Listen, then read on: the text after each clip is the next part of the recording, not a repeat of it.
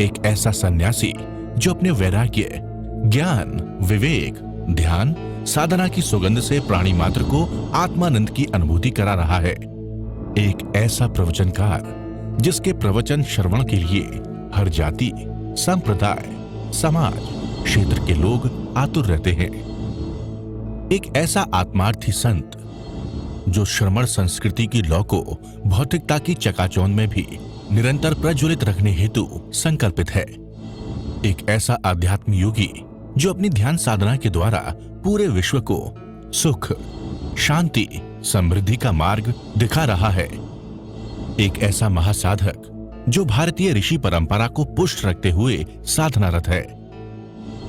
एक ऐसा समाज सुधारक जो अपनी परंपराओं के निर्वहन के साथ सामाजिक विसंगतियों, कुरीतियों, आडंबरों पर वैज्ञानिक तरीके से प्रहार कर रहा है।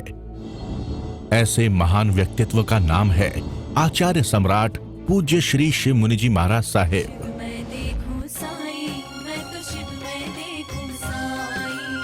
धर्म का मूल दर्शन, मूल धम्मो। धर्म का मूल दर्शन, दर्शन का मतलब दृष्टि, दर्शन का मतलब तुम्हारी आत्म दृष्टि। तत्वार्थ श्रद्धा नाम सम्यक दर्शन। तत्वों के ऊपर श्रद्धा करना। तत्व है नौ, नौ है दो, दो है एक। तत्व यानी आत्मा पर।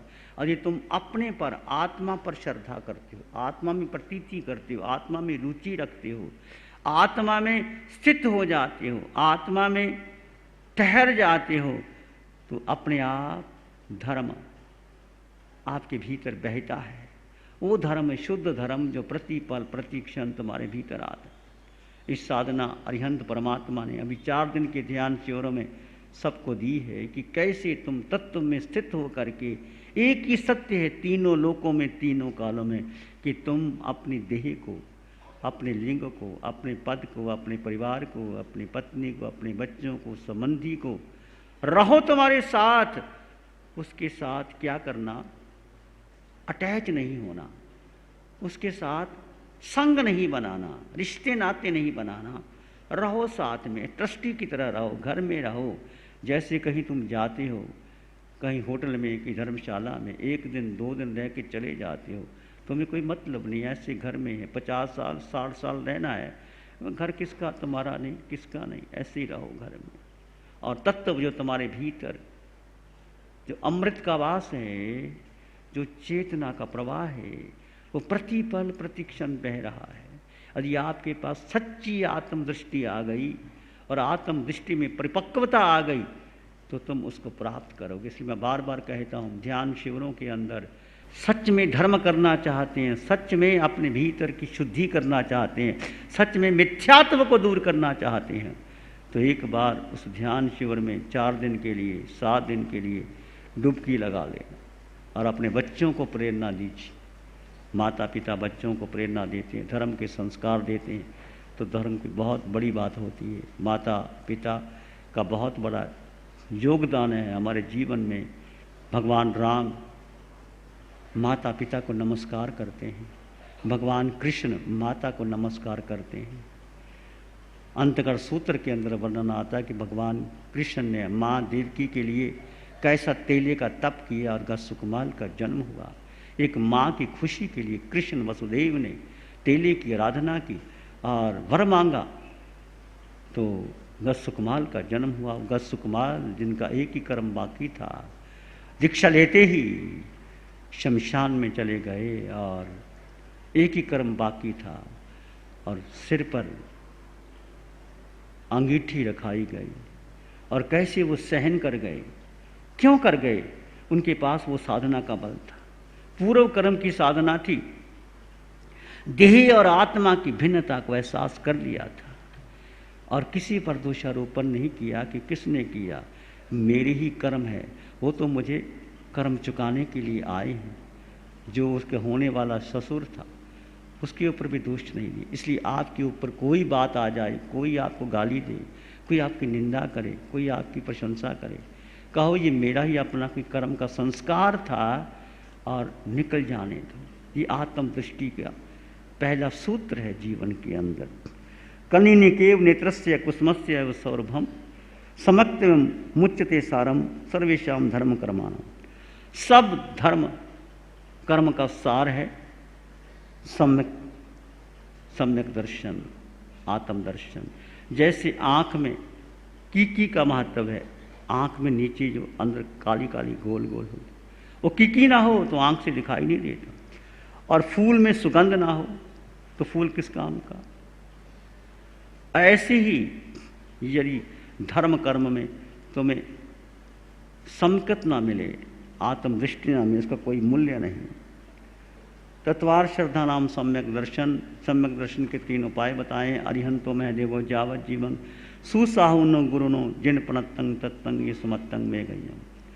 नत्थी चरितम सम्मत मोहनम दंसने भव्यम सम्मत चरितांग जुगवंग पुवंग तु समत्तम। समकत के बिना चरित्र नहीं हो सकता। आत्म दर्शन के बिना चरित्र हो ही नहीं सकता। दर्शन में उसकी चरित्र की भजना होती है, अर्थात जहाँ पर समकत होता है वहाँ पर चरित्र होता भी है, नहीं होता। और दोनों एक ही काल में हो तो उसमें समकत पहले होगा। मतलब कई बार आदमी आचरण से गिर भी जाए तो वो तिर जाता है। यदि दर्शन से भ्रष्ट हो गया, दंसन भट्ठा भट्ठस्स नत्थी भट्ठस्स निर्वाणम। दर्शन से भ्रष्ट हो गए उनको मोक्ष नहीं मिलता, और जो दर्शन से भ्रष्ट हो गए उनको निर्वाण नहीं मिलता। सम्मत दंसी नेक रही पावन। आत्म दृष्टा वो पाप करता नहीं, क्योंकि वो पाप को देखता ही नहीं। वो सब में आत्मा और आत्मा में परमात्मा देखता है, सब में भगवान के दर्शन करता है। उसको कुछ छोटा बड़ा नज़र नहीं आता, सब में एक भाव देखता है। उद्देश्योपासक सन्नद्धि। दर्शन का अर्थ बहुत गहरा है। अरे दर्शन का अर्थ तुम समझ लो, ये बुद्धि से समझ में नहीं आएगा। मैं 1000 व्याख्या कर दूँ। जब मैं PhD कर रहा था, the doctrine of liberation in Indian religion में स्पेशल रेफरेंस टू जैनिज्म, उसमें मुक्ति का मार्ग आया, उसमें सम्यक दर्शन की चर्चा आई। बहुत कुछ मैंने लिखा, सम्यक दर्शन, दिगंबर परंपरा, श्वेतंबर परंपरा, वो आचार्य ये कहते हैं वो कहते हैं। किताब काफ़ी कुछ काला लिख दिए मैंने कहा, परंतु मुझे समझ में नहीं आई सम्यक दर्शन क्या होता है, उसका अनुभव क्या होता है। बुद्धि से प्राप्त किया ज्ञान आपको सम्यक दर्शन नहीं दे सकता। सम्यक दर्शन लेना है तो आपको हृदय के स्तर पर, अंतर के स्तर पर, आत्मा के स्तर पर आना होगा। और जब से प्रभु की कृपा हुई, हमें साधना मिली, तो समझ में आ गया आत्म दर्शन ये है। आपके अंग अंग, कण कण, रोए रोए, खून के कतरे कतरे में आत्म प्रदेश में आत्मा के दर्शन हो जाए, वो आत्म दर्शन। यदि आप जीवन में आनंद चाहते हो, मोक्ष चाहते हो, शांति चाहते हो, और सब कुछ तुम्हारे दर्शन पर निर्भर करता है।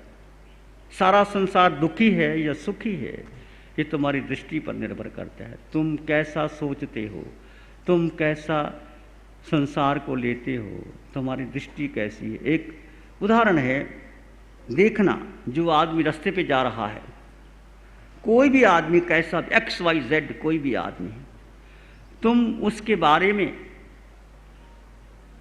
देखना चाहो ये आदमी भला है, सज्जन है, तो तुम्हें 1000 अच्छे पॉइंट मिल जाएंगे। और तुम उसी आदमी को, XYZ कोई भी है, ढूंढना चाहो कि ये आदमी तो बहुत बुरा है, तो 1000 बुरे पॉइंट भी मिल जाएंगे। तुम प्रयोग करके देखना अच्छी तरह। कोई भी आदमी तुम्हारे घर में है, तुम्हारे समाज में है, तुम्हारा दृष्टिकोण निर्भर करता है। हम अपनी दृष्टिकोण को संकुचित कर लेते हैं और उसको धारणा बना लेते हैं। ये व्यक्ति तो ऐसा था, उसने मुझे 10 साल पहले ऐसा कह दिया था, और जीवन भर वो धारणा बनी रहती है। ये धारणा से परंपराएं बनी, और परंपराएं इतनी खतरनाक हो जाती हैं कि धर्म गान हो जाता है, परंपराएं मुक्त हो जाती हैं। जो परंपरा को मानते हैं वो कहते हैं बहुत धर्मवान है, वो धर्मवान नहीं है, वो परंपरा में उलझे हुए हैं और संसार को लंबा कर रहे हैं। धर्म और परंपरा का कोई संबंध नहीं है, धर्म अलग है, परंपरा अलग है। जैसे फल का गुद्दा अलग है, जैसे केला, सेब, संतरा, केले का छिलका अलग है और गुद्दा अलग है, सेब का छिलका अलग है, गुद्दा अलग है। सब सेब में देखो, संतरा है, संतरे का छिलका अलग है, गुद्दा अलग है। छिलका गुद्दा नहीं बन सकता, पर छिलका फल की सुरक्षा करता है। छिलका ना हो केले का छिलका उतार दो तो केला टिक नहीं सकता, खराब हो जाएगा, और छिलका साथ में तो केला 2 दिन रह सकता है। संतरा है, छिलका उतार दो, संतरा खराब हो जाएगा। फल के ऊपर जो छिलका है वो काम का है, पर छिलका ही फल नहीं है। दोनों का डिफरेंस समझ लीजिए। छिलका अपनी जगह है, गुद्दा अपनी जगह है। परंपरा छिलका है और गुद्दा धर्म है, समझ लीजिए। परंपरा छिलका है और धर्म गुद्दा है। छिलका फल की रक्षा करता है, जरूर है, पर छिलका गुद्दा नहीं बन सकता।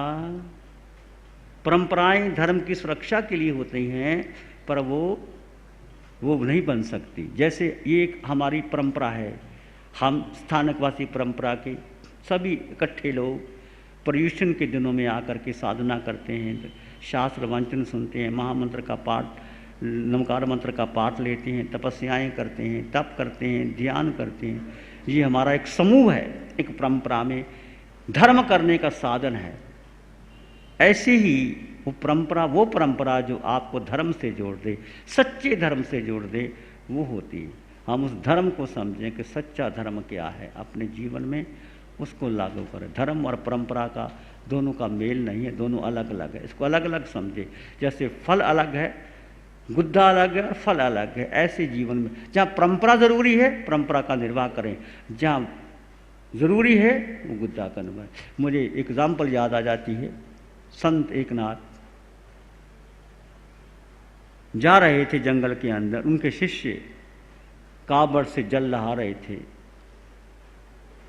चढ़ाने के लिए, विट्ठल को चढ़ाने के लिए जल ला रहे थे, बहुत दूर से ला रहे थे। और संत एकनाथ भी चल रहे थे। गर्मी का मौसम, एक गधा प्यासा सामने से आया, वो हाँफ रहा था, उसकी आंखें बाहर निकल रही थी, वो पानी मांग रहा था। तो एकनाथ रुके, कहने लगे, शिष्यों ये जो कावड़ में जल भरा है, लाओ गधे को पिला दो। शिष्यों ने कहा, गुरुदेव ये क्या कर रहे हो, ये तो विट्ठल को चढ़ाना है, परमात्मा को चढ़ाना, हम दूर से लेके आए हैं, परमात्मा को चढ़ाएंगे। संत एकनाथ ने कहा, शिष्यों ये गधा में परमात्मा दिखाई नहीं देता, ये गधा प्यासा है, मर रहा है जल के बिना, इसको देखो, इसकी आंखों को देखो, कंठ सूख रहा है, प्यासा है। तुम ये कावड़ जाकर के विट्ठल को चढ़ाओगे? अभी जरूरत है, विट्ठल यही है, गधे में परमात्मा है, तुम गधे में परमात्मा देखो। कहते उस संत ने उस शिष्यों से वो कावड़ लिया और कावड़ जल वहाँ गधे को पिला दिया। गधे ने जल पिया, तृप्त हो गया, उसके पीठ पे हाथ रखा। तो ये संत थे जो परंपरा में थे, पर परंपरा से ऊपर उठ गए थे। अब गधे भी परमात्मा देखा जा सकता है।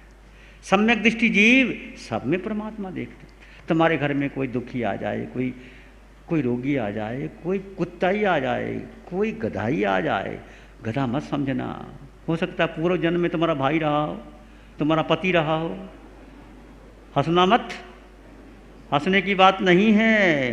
ये अनादिकाल से संसार चल रहा है। जो पति है वो पत्नी बन जाता है, जो पत्नी है वो नौकर बन जाता है, ये नौकर है जो घर के जो मालिक हैं वो बिल्ला बन जाते हैं। ये संसार है, पता नहीं। इसलिए किसी जीव से घृणा मत करना, हर में परमात्मा देखना। कोई भूखा है, कोई प्यासा है, कोई है, उसको जरूर जरूर कुछ ना कुछ देते रहना। मैं आत्मा हूँ, मैं आत्मा हूँ, मैं आत्मा हूँ। ध्यान करेंगे, समय हो गया है, आंखें बंद कर लीजिए। वचन काया शांत, शरीर शांत, विचार शांत, सृष्टि शांत, वातावरण शांत, हर दिशा हर किनारा शांत शांत शांत। सिर के सिरे से पांव के अंगूठे तक अपने भीतर शुद्ध चेतना का एहसास कीजिए। तुम केवल केवल केवल आत्मा हो। सिर के सिरे से पांव के अंगूठे तक एक शुद्ध चेतना तुम्हारे भीतर बह रही है। एक अनंत का स्रोत, एक ज्ञान का प्रकाश, एक ज्ञान का पिंड तुम्हारे भीतर बह रहा है। मन वचन काया बुद्धि संस्कार धारणा अलग है और तुम आत्मा अलग हो। सिर के सिरे से पांव के अंगूठे तक एक आत्म प्रदेश का अनुभव कीजिए, उसमें डूब जाइए, उसमें बह जाइए।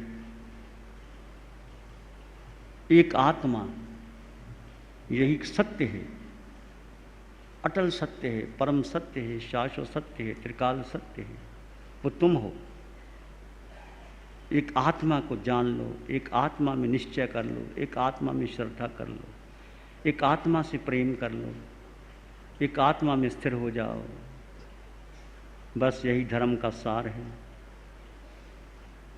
इसी में शांति में बने रहें, गहरे गहरे गहरे भीतर डूब जाएं।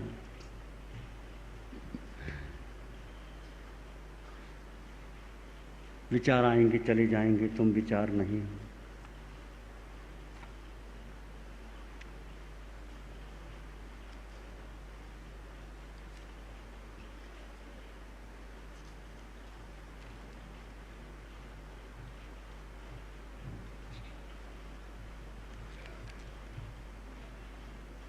इसी में एक लंबा गहरा श्वास लें।